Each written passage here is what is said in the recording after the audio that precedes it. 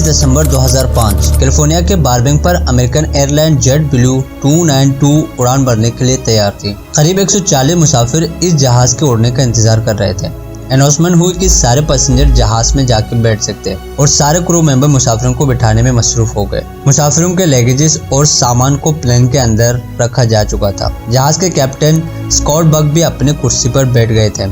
अब सबको इंतजार था कंट्रोल रूम से ग्रीन सिग्नल का। वक्त दोपहर 3:15। कंट्रोल रूम ने फ्लाइट जेट ब्लू 292 को टेक ऑफ के लिए ग्रीन सिग्नल दिया। कैप्टन ने जैसे ही सिग्नल देखा, उन्होंने फ्लाइट को रनवे पर टेक ऑफ करने के लिए आगे बढ़ा दिया। यहाँ तक सब कुछ अच्छा चल रहा था और जहाज टेक ऑफ करने के बाद हवा में उड़ भी रही थी। लेकिन कुछ ही देर बाद जहाज में बैठे तमाम मुसाफिरों को यह एहसास हुआ कि जहाज तो अभी भी जमीन के बहुत करीब उड़ रही है, यानी जहाज अपने एक्चुअल एल्टीट्यूड से बहुत ही नीचे उड़ रही है।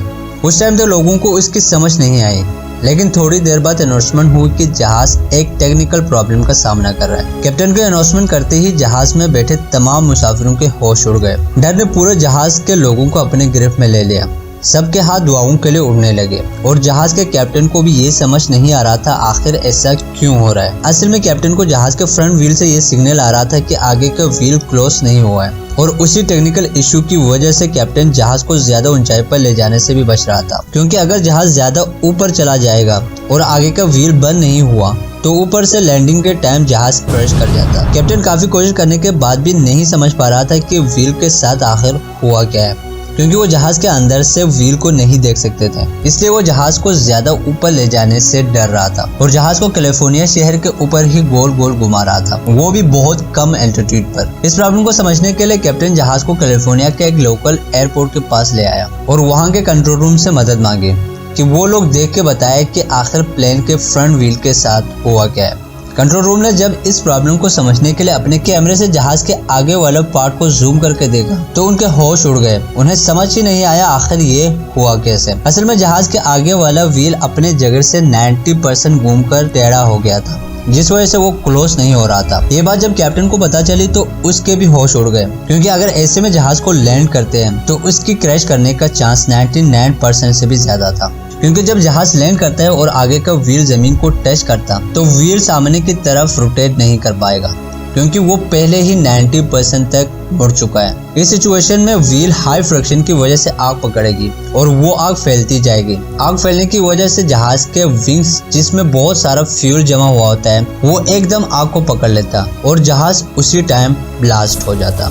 वैसे अगर आपको पता नहीं है तो बता दूं कि जहाज में फ्यूल उसके दोनों विंग्स में स्टोर किए जाते हैं, क्योंकि जहाज में कोई अलग फ्यूल टैंक नहीं बना होता। जहाज के इस मंजर को एयरपोर्ट के कंट्रोल रूम के साथ साथ कैलिफोर्निया के लोकल न्यूज चैनल भी कैप्चर कर रहे थे और जहाज में मौजूद पैसेंजर भी ये न्यूज अपने टीवी पर लाइव देख रहे थे, जिसमें बताया जा रहा था कि ये जहाज किसी भी टाइम क्रैश कर सकता है। इस वजह से जहाज में सवार 140 पैसेंजर और ज्यादा खौफजदा हुए, क्योंकि उस न्यूज की वजह से लोगों को ये लग रहा था कि अब उनकी जान नहीं बच पाएगा। सिचुएशन ये हो गई थी कि जहाज में बैठे मुसाफिर अपने घर वालों के लिए आखिरी वीडियो रिकॉर्डिंग करने लगा। खैर अब सबको ये लगने लगा था कि वो सब के सब मरने के बहुत करीब है, इसलिए सारे मुसाफिर दुआएं करने लगा, क्योंकि यहाँ से इन सब को कोई मौजिज़ा ही बचा सकता था।